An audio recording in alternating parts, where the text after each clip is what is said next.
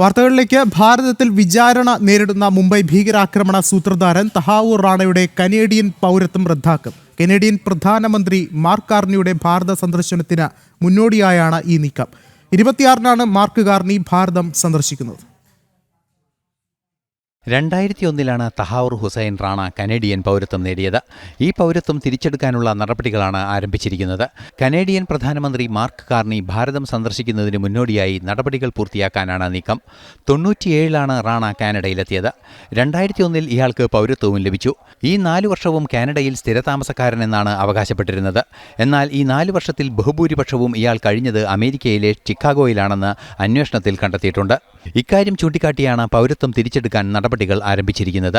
വ്യാജമായി പൗരത്വം നേടിയത് സംബന്ധിച്ച നിയമ നടപടികൾ റാണയ്ക്കെതിരെ തുടരും. മുംബൈ ഭീകരാക്രമണവുമായി ബന്ധപ്പെട്ട കേസിൽ ഇന്ന് ഇന്ത്യയിൽ ഇയാൾ വിചാരണ നേരിടുകയാണ്. അമേരിക്കയിൽ ജയിലിലായിരുന്ന തഹാവൂർ ഹുസൈൻ റാണയെ ട്രംപ് ഭാരതത്തിന് കൈമാറുകയായിരുന്നു.